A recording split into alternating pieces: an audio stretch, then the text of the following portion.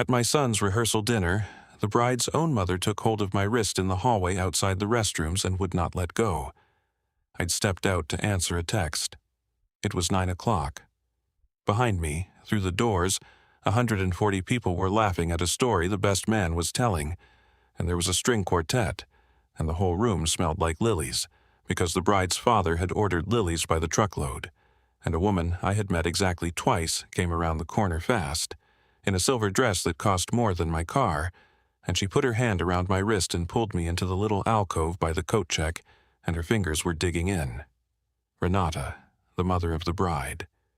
She said, "Take your son, leave now, tonight, don't ask me why." I laughed. I actually laughed, because I thought it was a joke, some rehearsal dinner nerves thing, and I said something like, "Renata, what?" And she squeezed harder, hard enough that I felt her rings, and she said it again, slower, in a voice with no air in it. "Take Dov and leave. Don't say goodbye to anyone. Get in your car and drive home and do not let him sign anything. I will call you at midnight and I will explain everything, please. Please." And her hands were shaking. "I want you to understand. I've been a working man my whole life. I've had my hands on a lot of scared people. I did 4 years as a volunteer firefighter in my 30s, and I know the difference between a person who is upset and a person who is afraid." Renata Bishop was not upset. That woman was terrified, in a silver dress, at her own daughter's rehearsal dinner, with a smile she put back on the second someone walked past us in the hall. That smile is the thing I can't forget. She was shaking like a leaf, and when the caterer went by, she said, "Everything's wonderful, thank you," in a bright, warm voice, and then the second he was gone, the smile fell off her face like something dropped. So I did it. I don't fully know why. I've asked myself 100 times. But I found my son by the bar, and I put my hand on the back of his neck the way I did when he was small, and I said, "Dove, we have to go. Right now. Don't argue. I'll explain in the car." And my boy looked at my face for about 1 second, and he's 27, and he's smart, and he's known me his whole life, and he put down his drink and said, "Okay, Dad." Just like that. He didn't even ask. I've never been prouder of him, and I don't think he did anything except trust me. We walked out through the kitchen. Renata was standing by the pass with the chef, laughing at something, and she did not look at us once, but as we went by, she moved her hand behind her back, low, where only I could see it, and she made a little pushing motion. "Go, faster." We drove home in the dark, not saying much. Dov kept asking what was going on, and I kept saying, "I don't know, son, I don't know. We're going to find out at midnight." At 11:58, my phone rang, and what that woman told me in the next 4 minutes made me pull the car off the road onto the shoulder of Route 9 with my hazards on, because I could not drive and hear it at the same time. I'm going to stop right there because I know that's the worst possible place to stop, and I'm doing it on purpose, and I'll tell you why. I've told this story out loud exactly twice, once to my brother and once to a man I trust from my shop. And both times, right at this point, both of them leaned in. Both of them. Grown men. Because there is something about a stranger grabbing your wrist and saying, "Leave now," that reaches into a part of us that is very old. So, here's the only thing I'll ask you before I tell you what she said. If you have ever had a bad feeling in a beautiful room, if you've ever stood at a party where everything was perfect and something underneath it was wrong, and you talked yourself out of it, then subscribe and stay with me, because this whole story is about a woman who did not talk herself out of it, and it is the reason my son is happy today. I make these for the people who get that feeling and don't know they're allowed to trust it. That's the whole channel. That's the only reason I do this. All right, come sit down. Let me back all the way up, because none of it makes sense unless you know who these people are. My name is Warrick Hale. I'm 54 years old. I run a machine shop in Ohio, 12 employees. We make brackets and housings and the boring metal guts of things you use every day and never think about. I've done it for 26 years, and I'm good at it, and I will never be rich. And that last part matters to this story more than you'd think. My wife's name was Priya. She died 7 years ago in 2019 of an aggressive thing that took 8 months. She was the smart one. She read people the way I read a blueprint. And I have thought so many times in the last few months that if Priya had been at that rehearsal dinner, she'd have grabbed my wrist about 2 hours before Renata did, because she'd have seen it in the first 10 minutes, The thing it took me the whole evening and a phone call to understand. I raised Dov mostly alone from the time he was 20. He's my only child. He's an electrical engineer, he's kind, he laughs like his mother. And when he called me 2 years ago and said, "Dad, I met someone," I cried in my truck in a parking lot because I had been quietly afraid he'd carry the sadness of losing his mom forever. And here he was, lit up. The someone was Simcha. Sim, everybody called her.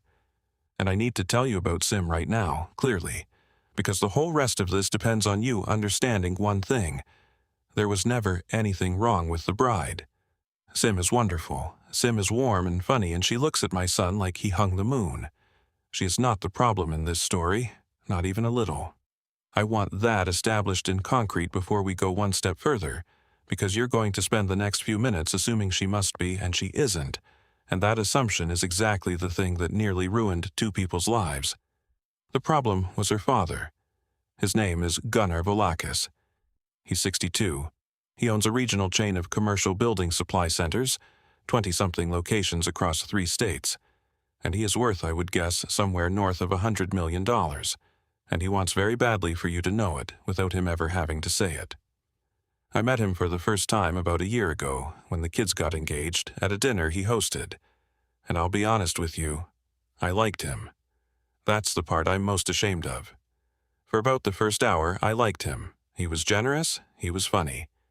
He asked me about my shop, and he seemed genuinely interested, and he told me my son was the finest young man he'd met in 20 years, and he refilled my glass himself, and I drove home thinking, well, Dov's marrying into a good family, thank God.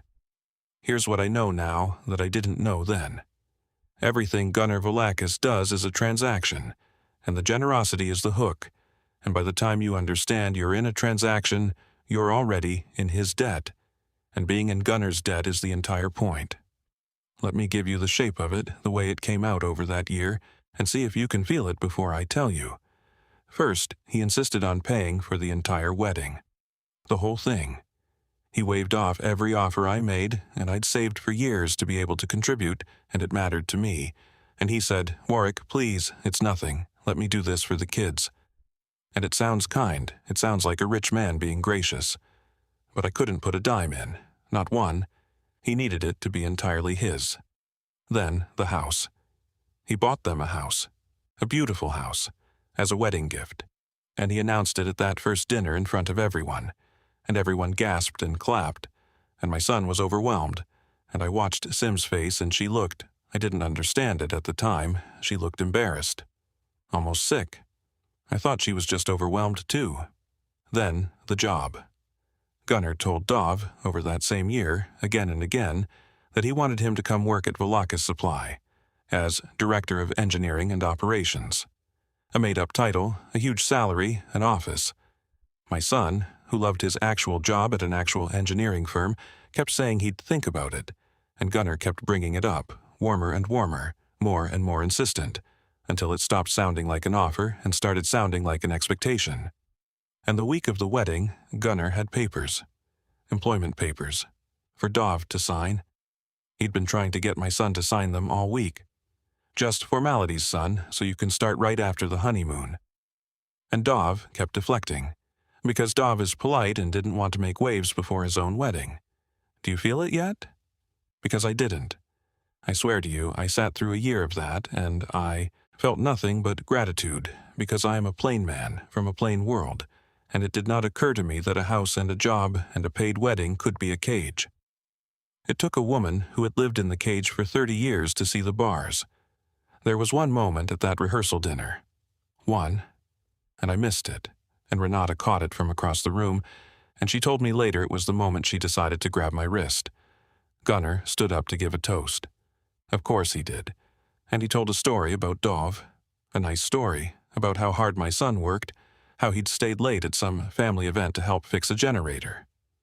And then Gunnar said, warm as anything, glass raised, and that's why I told him. A mind like that shouldn't be wasted at somebody else's company. That belongs in the family business. Isn't that right, Dov? And 140 people turned and looked at my son. And Dov, my polite, kind boy on the spot at his own rehearsal dinner, sort of laughed and said, "We'll see, Gunner," and everyone chuckled, and it passed. But I saw my son's neck go red, and I thought it was nerves. Public speaking, all those eyes. Renata told me later, he wasn't embarrassed to be looked at, he was cornered.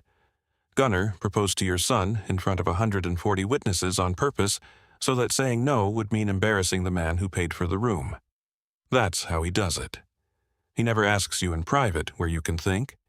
He asks you in public, where the polite thing and the free thing are opposites, and he has spent his whole life counting on you to choose polite.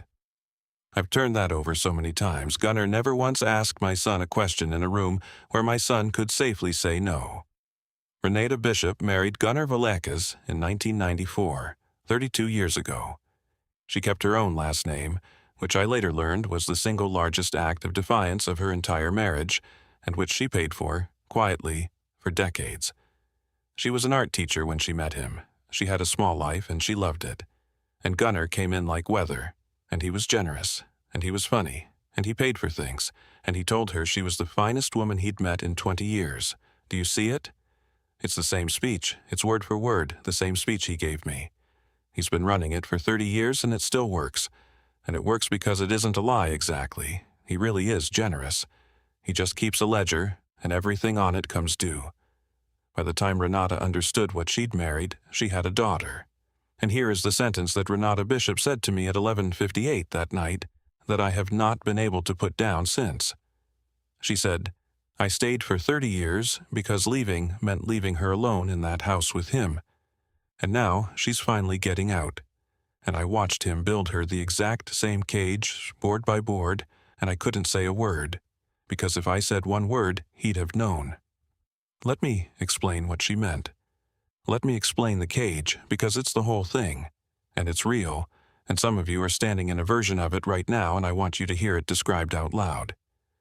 Gunner's gifts are not gifts, they're leashes.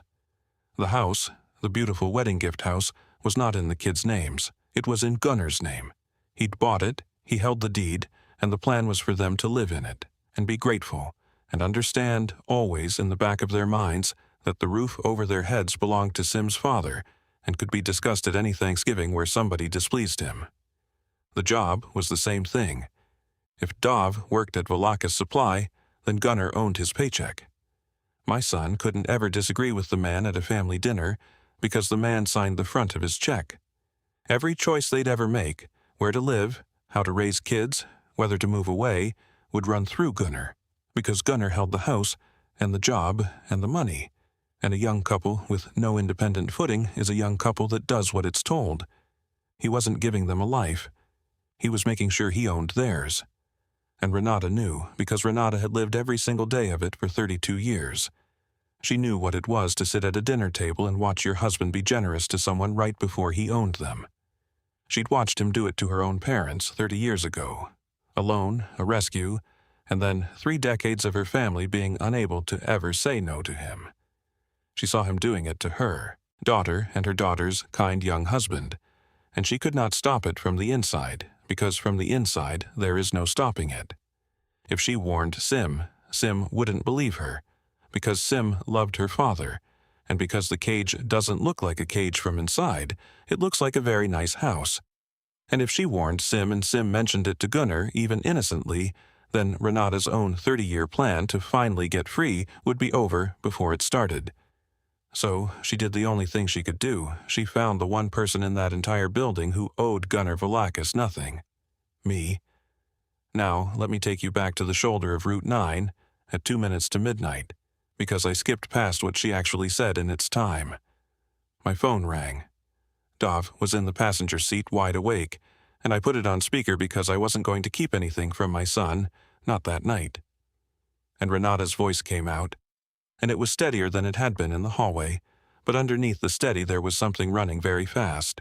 She said, "Warrick, thank you for trusting me." I know how that sounded. I'm going to explain, and then I'm going to ask you for one thing, and you can say no. And she told us about the house that wasn't in their names, and the job that was a leash, and the papers Gunner had been pushing at Dov all week, and she told us, in about 90 seconds, 30 years of her own marriage, flat and fast, like a woman reading a report she'd written a long time ago in her head. and Dov said quietly, "The employment contract." He wanted me to sign it Thursday. There was a section I didn't understand, and he told me not to worry about it. And Renata said, "Don't sign it, whatever you do. Have a lawyer read it first. There's a clause, I've seen the ones he uses, there's a non-compete and a repayment clause. If you ever quit, you owe him the training investment, and it's structured so you can never afford to leave." He did it to 2 managers. He did a version of it to my brother. Once you sign, you work for him forever, because leaving costs more than staying. I was gripping the wheel. Dov had gone very quiet. And then Renata said the thing that made me put the car on the shoulder. She said, "Warrick, I need to tell you the real reason I couldn't wait until morning. I'm leaving him tonight." I said, "What?" And she said, "He's asleep. I've been planning it for a year. I have a bag in my car and an apartment in my name only, and a lawyer he's never heard of, and I am leaving tonight while the wedding chaos covers it because it's the only time in 30 years his attention has been somewhere else. By the time he understands I'm gone, I'll be somewhere he can't reach, and everything will already be filed." And I said, "Renata, why are you telling me this?" And there was a silence on the phone, and then this woman I had met twice, who had spent 30 years being the loneliest person in a mansion, said, "Because I've done every part of this alone. For a year, I've had no one, and I cannot get in my car tonight and drive away from 30 years of my life with not one single person on this earth knowing I did it. I needed one witness, one person who isn't afraid of him. And you're the only man in that building tonight who doesn't owe him anything." That's when I pulled over. Route 9, hazards on, my son beside me, a woman's voice on the speaker. Because I understood all at once what she was actually asking me for. It wasn't help. She had the apartment and the lawyer and the bag. She didn't need rescuing. She needed to not be invisible for one night. I said, "Renata, I'm here. I'm pulled over on the side of the road and my son is right here, and we are both listening to you and we are not going anywhere. You are not invisible. We see you. Tell me you're safe and tell me what you need." And she started to cry, not big crying. The quiet kind, the kind a person does when they've held something for so long that letting even a little out feels dangerous. And she said, "I'm safe. He's asleep." I just needed to hear a person say it back. We stayed on that phone for 40 minutes, on the shoulder of Route 9. She told us her plan, all of it, and Dov, my engineer, my methodical boy, actually made her walk through the practical parts gently. Did she have cash that wasn't in a joint account? Did she have her documents? Was the apartment lease in her name only? She had all of it. She'd spent a year building it, in secret, one careful piece at a time, the way you'd tunnel out of somewhere. And near the end, she said the thing about her daughter. She said, "I can't tell Sim tonight. Sim doesn't know any of this. She loves her father and she doesn't see it. And if I tell her the night before her wedding, I'll break her, and Gunnar will find out, and I'll lose my window. So I'm going to be gone in the morning, and Sim is going to wake up on her wedding day to a note, and she is going to be so angry with me and she's going to think I abandoned her on the most important day of her life." And she said, "That's the price. I've made my peace with it. She'll understand in a year, or she won't. But I'd rather she be free and angry at me than trapped and loving me, because I know exactly what the second one feels like. I've been the daughter who loved him, and I will not let her have my life." Dove and I looked at each other in the dark of that car, and my son said, "Mrs. Bishop, Sim doesn't have to wake up to a note. I'll be there. I'll tell her with you, not tonight, but you don't have to disappear like you did something wrong. You didn't do anything wrong." And Renata said, "You don't understand. If I'm still there in the morning, he'll—" And Dov said, "Then don't be there in the morning. Go tonight, like you planned. But don't vanish. Let me and my dad help you and Sim actually talk, in a few days, somewhere safe, where he can't be in the room. You've been doing everything alone because you had to. You don't have to anymore. There are 3 of us now." There was a long quiet on that phone, and Renata Bishop said, "3 of us." Like she was testing whether the words were real. Before I tell you how it ended, I have to tell you about the drive home, because something happened in that car that I haven't been able to shake. After Renata's call, after I pulled over, after the 40 minutes, we finally started driving again, around 1 in the morning. And it was quiet for a long time. And then my son said, out of nowhere, in the dark, "Dad, did you know?" And I said, "Know what?" And he said, "About the house, the job. Did it seem wrong to you? Because it never seemed wrong to me. It seemed like the luckiest thing that ever happened to me." And I keep thinking, if Mrs. Bishop hadn't grabbed your wrist, I would have signed those papers after the honeymoon and thought I was the luckiest man alive. For years, maybe forever. And I had to tell my son the truth, which was, "No, son, I didn't know. I thought we'd hit the jackpot too. I was going to stand at your wedding and thank that man." And Dov was quiet, and then he said the thing that broke my heart a little. He said, "Then how does anybody ever see it coming? If you didn't see it, and I didn't see it, we're not stupid, Dad. How does anybody get out?" And I didn't have an answer for him at 1 a.m. But I have one now, and it's the whole reason I'm telling you all this, and I'll give it to you before we're done. You don't see it coming by being smart. Dov was right. We're not stupid, and we didn't see it. You see it coming because somebody who already paid for the lesson grabs your wrist in a hallway. That's it. That's the only way anybody ever gets out of one of these. Somebody who's been inside reaches back. Renata reached back. That's the whole story. A woman who couldn't save herself for 30 years reached out of her own cage and grabbed the wrist of a stranger, and that's what finally opened both doors. Here's what happened. I'll tell it to you the way it went, and I'll warn you now that it is not the ending you're braced for, because nobody detonated anything in a ballroom and Gunnar Valakis never once got screamed at in front of a crowd. That's not how you beat a man like that. A man like that feeds on the scene. You don't give him the scene.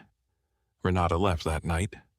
She got in her car around 1 a.m. while the house slept, and she drove to an apartment 40 minutes away that had been quietly hers for 2 months, and she texted me one word when she got there, home. And I sat up in my kitchen at 2 a.m. and I texted back, "Good, we're here," and I think that might be the most important thing I've ever typed to anyone. The wedding did not happen the next day. Sim woke up, and her mother was gone, and there was a note, but the note wasn't a goodbye. Renata had rewritten it at 1 a.m. in that apartment. The note said, "I love you. I'm safe. I'm not gone. Call your father-in-law's number when you're ready and Warrick will bring me to you. There are things I should have told you years ago and I was afraid. I'm not afraid anymore. Mom." Sim called me at 7 a.m. on what was supposed to be her wedding day, and she was crying so hard I could barely understand her. And I drove her mother to a diner on Route 9, the same road, and I sat in a booth with my son while a mother and a daughter, 2 tables away, had the conversation that 30 years had been building toward. I couldn't hear most of it. I didn't try. But I watched Sim's face go through it, the confusion, and then the disbelief, and then the anger, and then, slowly, the thing underneath the anger, which was recognition. Because some part of Sim had always known. Renata said that's how it always is. The kids always half know.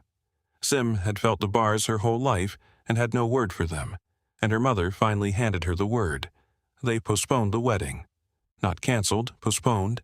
And Gunnar Valakis, when he understood what was happening, did exactly what men like him do, which is that he tried to buy it back and then he tried to threaten it back. And neither one worked, because the one currency he had, the house, the job, the money, the leash, only works on people who are alone, and nobody was alone anymore. Let me tell you what Gunnar did because you've earned it, and because it's instructive. First, he was gracious. That's always first. He called me, warm as ever, and he said there'd obviously been a misunderstanding, and that Renata was unwell and having an episode, and that we should all get together and sort it out like family. He used the word family 4 times in 2 minutes. He offered in that same call to take care of the postponed wedding costs and to move up Dov's start date at Valakis Supply with the signing bonus. He was still selling the cage. Even then. Even with the door hanging open, he was describing how nice it was inside. I said, "Gunnar, Dov's not going to be taking the job." And the warmth went out of the phone like a light switch, and I heard, for the first time, the actual man. He said, very quietly, "Warrick, you're a small businessman with a small shop, and you've just made a very large mistake. That house is mine. That wedding was mine. You have no idea what I can do." And I said, and I'd thought about what I'd say. I'm not quick. I'd practiced it. I said, "You're right. I run a small shop. I've got 12 employees and I know all their kids' names and I own my building outright because I spent 26 years being careful. You can't fire me, Gunner. You can't foreclose on me. You can't take a job from a man who was never going to work for you. I'm the one person in this whole thing you've got nothing on." That's why Renata called me. Think about that. Of everybody at that dinner, she picked the one man you couldn't touch. He hung up on me. He tried a few more things. He had a lawyer send a letter about the house, demanding the kids vacate. Except the kids had never moved in because the wedding hadn't happened, so there was nothing to vacate. He tried to tell people Renata was mentally ill, and that worked on exactly the people who owed him money and no one else. He tried, through a cousin, to get to Sim, and Sim, and this is my favorite part, Sim wrote her father one text message, which she showed me, that said, "I know what you did to Mom's family. I know what the contract said. I'm still your daughter, and I love you, and I am never going to be afraid of you again. When you can be in a room without owning it, call me." 30 years he ran that game, and it fell apart in about a week, not because anybody screamed, but because 4 people simply stood next to each other and refused, quietly, to be alone with him. That's the whole secret. I want to say it plainly for anybody who needs it. A man like Gunnar Volakis is not powerful. He is only powerful over people who are isolated. The instant there are 3 of you in the room, the instant one person who owes him nothing stands next to the people who do, the whole thing is revealed for what it always was, which is a very expensive bluff. There's one more piece I owe you because I told you Renata warned us about the contract, and you deserve to know she was right. Dove took that employment contract, the one Gunnar had been pushing at him all week, the just a formality one, to an actual employment lawyer that Monday. Cost him $400 for an hour. The lawyer read it, and then she looked up and asked my son, "Who gave you this? Because this isn't an offer of employment. This is an indenture." That's the word she used, indenture. There was the non-compete Renata had warned about. 5 years, 3 states, meaning if Dove ever quit, he legally couldn't work as an engineer anywhere near home. There was a training and relocation investment clause. The company would invest a sum in Dove, and if he left before 10 years, he'd owe it back. And the sum was structured to grow faster than he could ever save, so that leaving would always cost more than he had. And there was a clause that tied a piece of his compensation to living in company-provided housing. The house. Gunnar's house. Leave the house, lose the pay. Lose the pay, can't afford to leave. The lawyer said she'd seen 2 or 3 of these in her career, and every one of them came from a family business run by a man who wanted a son-in-law he owned. My boy sat in his car in that parking lot and called me and read me the word, indenture. And then he said, "Dad, I almost signed this on Thursday." He told me not to bother with the last few pages. The back pages. The man always tells you not to worry about the back pages. Dov and Sim got married 11 weeks later, in July. Not in a ballroom with 140 people in lilies by the truckload. In Renata's brother's backyard, with about 40 folding chairs and a barbecue and a cake that Sim's cousin made. I covered part of it, and Renata covered part of it, and Gunnar Volakis paid for exactly none of it. And that, right there, is the entire difference between the 2 weddings.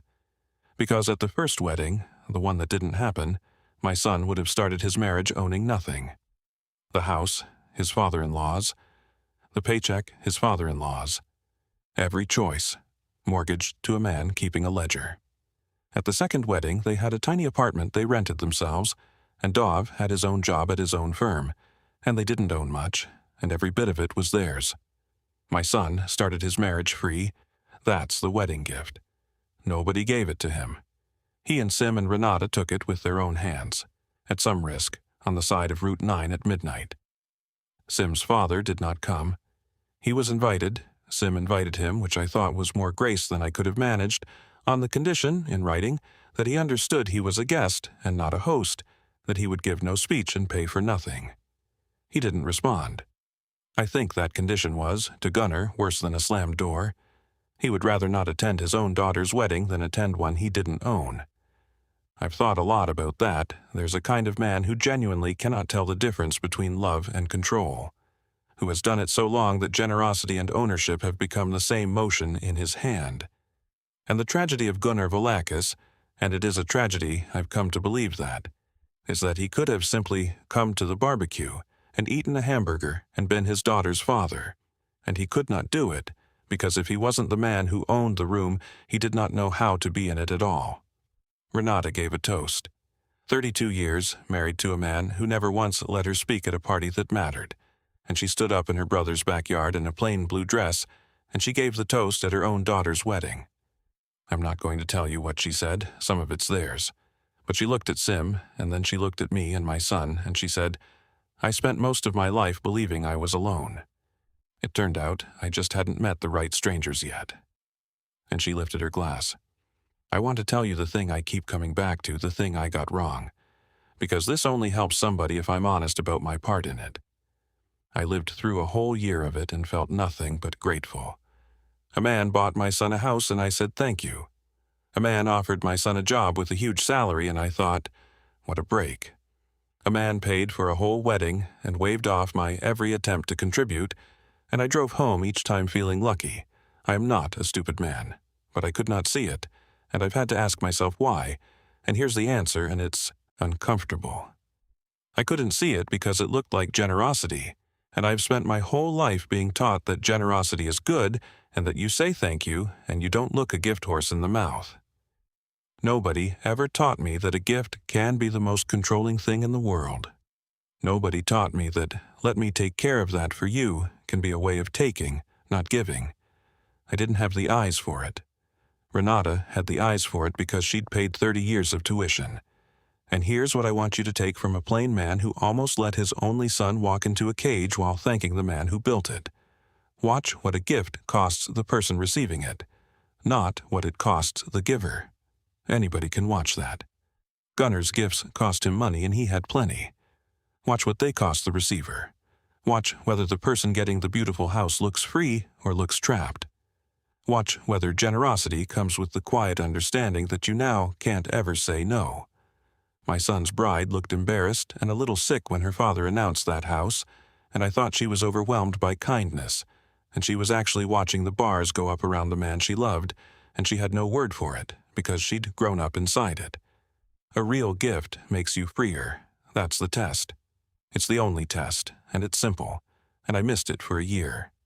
A real gift, a house, a loan, help with the rent, a favor, a real gift when it's real, leaves you more free than it found you, and a gift that leaves you less free, that comes with a ledger, that makes you unable to ever disagree with the giver again, that is not a gift. It has never been a gift. It's a purchase, and the thing being purchased is you. One more thing, and then I'll let you go. Renata comes to Sunday dinner now, at my house. It started because she had nowhere else to go those first few weeks, and it just kept happening. And now it's a thing, the four of us, every Sunday, and sometimes her brother, and it is the strangest and best family I never expected to have at 54 years old. She and I are not a couple. I want to say that because people always ask, and I understand why they ask. A widower and a newly single woman at the same table every week, but no, it's not that. It's something I don't have a clean word for. We are two people who were each alone in a crowd, me since Priya died, her for 30 years, and we found out on the side of a road at midnight that we didn't have to be. She is my son's mother-in-law, and she is somehow one of the closest friends I've ever had, and both of those things are just true. A few weeks ago, she told me something. She said that for 30 years, she'd had a plan to leave, and every year she didn't do it. And the reason she finally did it that specific night, the night of the rehearsal dinner, wasn't just the window with Gunnar distracted. She said it was watching me. She said, I watched you across that dinner, so proud of your son, so happy for the kids, so completely blind to what was being done to them, and so kind about it. And I thought, that man is about to lose his boy to the same machine that took my whole life, and he'll be smiling and saying thank you the whole time, exactly like I did. And I could not watch it happen to one more good person. You're the reason I finally moved. I didn't save you, Warrick. You never even knew you needed saving. Watching you almost sleepwalk into it is what finally woke me up. I think about that a lot. She spent 30 years unable to save herself, and in the end, what got her out the door was the sight of a stranger about to make the same mistake she'd made, and deciding that this time she would not just stand there and watch. So here's my question, and I read everyone, because the four of us read them together on Sundays sometimes, which is a thing I never thought I'd say. Is somebody being generous to you in a way that's making you smaller? Not somebody cruel. Cruel is easy to see.